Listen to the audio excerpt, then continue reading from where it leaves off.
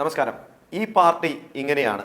വേണ്ടതിനും വേണ്ടാത്തതിനുമൊക്കെ സമരം ചെയ്യും. അങ്ങ് കമ്പ്യൂട്ടർ തുടങ്ങി ഇങ്ങ് കൊച്ചി മെട്രോ വരുമ്പോഴുമൊക്കെ ഞങ്ങൾ സമരം ചെയ്യും. എന്നിട്ട് നമ്മുടെ പാർട്ടി മുഴുവനായി കമ്പ്യൂട്ടറൈസ്ഡ് ആകും. അതുപോലെ വിമാനത്താവളം ഇവിടെ വരാൻ അനുവദിക്കില്ല എന്ന് പറഞ്ഞ് പ്രക്ഷോഭം നടത്തും. ഈ പ്രക്ഷോഭത്തിനിടയിൽ വലിയ ഡയലോഗ് മണിക്കും. ഞങ്ങളുടെയൊക്കെ നെഞ്ചിലെ വിമാനമിറക്കൂ എന്ന് വലിയ വിപ്ലവ രീതിയിൽ പ്രസംഗിക്കും.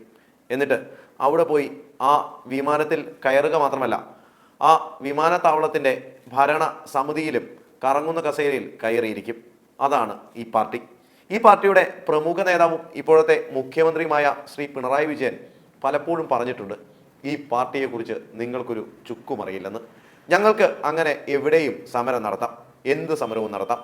കൊച്ചി മെട്രോയാണെങ്കിൽ അതിൻ്റെ ഉദ്ഘാടനത്തിന് ഞങ്ങൾ എത്തും, എന്നിട്ട് ഞങ്ങളുടേതാണെന്ന് അവകാശപ്പെടും. അങ്ങനെ ഒരുപാട് അവകാശവാദങ്ങൾ ഒരുപാട് സ്ഥലങ്ങളിൽ ഉന്നയിച്ചിട്ടുള്ള ഒരു പാർട്ടിയാണിത്. സമരം നടത്തി ഇത്രയധികം കഴിവ് തെളിയിച്ചിട്ടുള്ള ഈ പാർട്ടി ഭരിക്കുമ്പോഴാണ് കേവലം ആശാവർക്കർമാർ ഇവിടെ ഇരുന്ന് സമരം നടത്തുന്നത്. അങ്ങനെ സമരം നടത്തി കഴിഞ്ഞാൽ അത് ശരിയാവില്ല. കാരണം ഞങ്ങളുടെ പാർട്ടി ഭരിക്കുമ്പോഴല്ല, ഞങ്ങളുടെ പാർട്ടി പ്രതിപക്ഷത്തിരിക്കുമ്പോൾ ഈ ആശമാർ സമരം നടത്തിയാൽ മതി. അത് ആശമാർ മാത്രമല്ല, ആര് സമരം നടത്തിയാലും. ഈ ലൈനിലാണ് ഈ പാർട്ടി പോകുന്നത്. ആരെങ്കിലും സമരം നടത്തുവാനോ സർക്കാരിനെതിരെ പ്രതിഷേധിച്ചാലോ അവൻ്റെ കാര്യം പോക്കായിരിക്കും. ഈ ആശമാരുടെ സമരത്തിൽ ഒരുപാട് കളികൾ സർക്കാർ നോക്കി, പക്ഷേ ഒന്നും നടന്നില്ല. ആശമാർ സ്ട്രോങ് ആയി തന്നെ മുന്നോട്ട് പോവുകയാണ്. അവർ ഉന്നയിക്കുന്ന എല്ലാ ആവശ്യങ്ങളും കൃത്യമായി പരിഹരിച്ചാൽ മാത്രമേ അവർ സമരത്തിൽ നിന്നും പിന്മാറുകയുള്ളൂ. സമരമുഖത്തെത്തിയ ആശമാരെ ആദ്യം സർക്കാർ ആശ്വസിപ്പിക്കാൻ ശ്രമിച്ചു.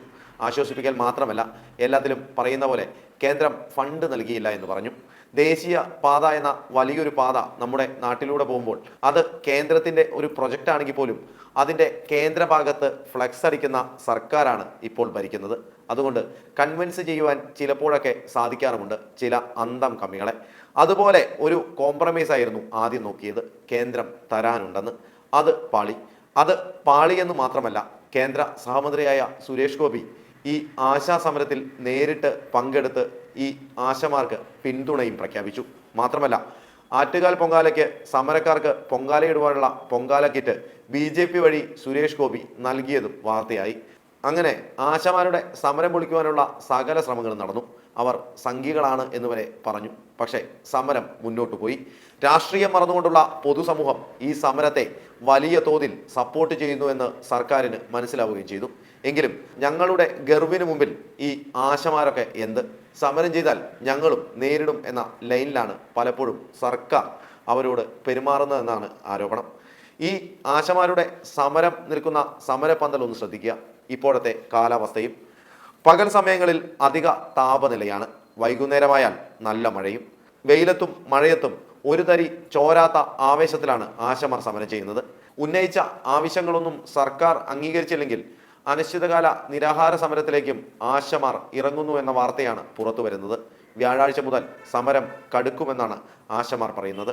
ആശമാരുടെ സമരം നടക്കുമ്പോൾ തന്നെ അംഗൻവാടി ജീവനക്കാരും സമരത്തിനായി ഇറങ്ങിയിട്ടുണ്ട്. അങ്ങനെ ചെറിയ കുട്ടികളെ നോക്കുന്ന അംഗൻവാടിയിലെ ജീവനക്കാർ സർക്കാരിനെതിരെ സമരം ചെയ്ത ചെറിയ 6 മാസം മുതൽ 6 വയസ്സ് വരെയുള്ള കുട്ടികളെ നോക്കുന്ന ഈ അംഗൻവാടി ജീവനക്കാർ സമരം നടത്തിയാൽ അത് ആ സമരത്തിൽ സർക്കാരിനെതിരെ വിമർശനം വന്നാൽ അത് വലിയ ഒരു പ്രശ്നമായി സർക്കാർ കാണുന്നത് കൊണ്ടാവാം അവർക്കെതിരെയും കടുത്ത നടപടിയെടുക്കുവാനാണ് സർക്കാർ ഇപ്പോൾ ശ്രമിക്കുന്നത്. സമരം ചെയ്യുന്ന അംഗൻവാടി ജീവനക്കാർക്കുള്ള ഓണറേറിയം നൽകണ്ട എന്ന ഉത്തരവ് ഇൻഡാസ് നമ്മുടെ സർക്കാർ പുറപ്പെടുവിച്ചിരിക്കുകയാണ്. ഇതുമായി ബന്ധപ്പെട്ട് വനിതാ ശിശുവികസന വകുപ്പ് ഡയറക്ടർ ഉത്തരവ് ഇറക്കി കഴിഞ്ഞിരിക്കുകയാണ്.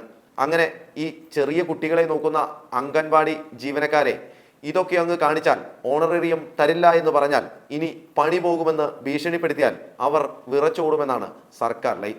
പക്ഷേ ഇതൊന്നും ഇവിടെയൊന്നും തീരില്ല. ഒരുപാട് ജീവനക്കാർ ഒരുപാടിടങ്ങളിൽ പണിയെടുക്കുന്ന മാന്യമായി സർക്കാരിനെ സേവിക്കുന്ന ഒട്ടേറെ പേർ ഇപ്പോഴും അത്ര ഹാപ്പിയല്ല. പല കാര്യങ്ങളും അവർക്ക് കൃത്യമായി ലഭിക്കുന്നില്ല. സാധാരണക്കാർ മുണ്ട് മുറുക്കിയെടുത്ത് ജീവിക്കുമ്പോൾ സർക്കാരിൻ്റെ ഇതുപോലെ വേതനം പറ്റുന്നവർ അങ്ങ് വലിയ ധനികരാണ് എന്ന് കരുതുന്നുണ്ടെങ്കിൽ തെറ്റി. പല സ്ഥലങ്ങളിൽ പലർക്കും ഇതുപോലുള്ള പ്രശ്നങ്ങളുണ്ട്. ഓരോ വകുപ്പിലും ഇതുപോലുള്ള ആളുകളുമുണ്ട്. അവരൊക്കെ ഈ ആശാവർക്കർമാരുടെ സമരത്തെ പിന്തുണച്ചുകൊണ്ട് അല്ലെങ്കിൽ അതിനെ പിൻപറ്റിക്കൊണ്ട് സമരത്തിനും പ്രക്ഷോഭത്തിനും ഇറങ്ങിയാൽ സർക്കാരിന് തലവേദനയാവും. കേരളം ആ അവസ്ഥയിലാണ് മുന്നോട്ട് പോകുന്നത്. അതുകൊണ്ട് തന്നെ സമരം നടത്തി വലിയ ഇതിഹാസങ്ങൾ സൃഷ്ടിച്ച സർക്കാരിനെതിരെ ഈ നാട്ടിലെ ഓരോ ആളുകളും സമരം ചെയ്യുന്ന അവസ്ഥയിലാണ് മുന്നോട്ട് പോകുന്നത്. അപ്പോഴും പറയും എല്ലാം ശരിയാവും ഒരു ഉറപ്പും. അപ്പോൾ സർക്കാർ പറയും ഇത് സംഘി സമരമാണ്, ഇവർ സമരം ചെയ്യുന്നത് നമ്മുടെ കേന്ദ്ര സർക്കാർ പൈസ കൊടുക്കാത്തത് കൊണ്ടാണ് എന്നൊക്കെ. എന്നിട്ട് ഇവർ അധികാരത്തിൽ നിന്നും പുറത്തുപോയി. എന്നിട്ടാണ് അടുത്ത രസം, ഇവർ പ്രതിപക്ഷത്തിരിക്കും. എന്നിട്ട് ഒരു കാര്യവുമില്ലാത്ത കുറേ കാര്യങ്ങൾക്ക് വേണ്ടി സമരവും ചെയ്യും. ഈ പാർട്ടിയെക്കുറിച്ചോ ഈ സർക്കാരിനെ കുറിച്ചോ നമുക്ക് എന്നല്ല, സാക്ഷാൽ ദൈവം തമ്പുരാന് പോലും ഒരു ചുക്കും അറിയില്ല എന്നുള്ളതാണ് സത്യം. നന്ദി, നമസ്കാരം.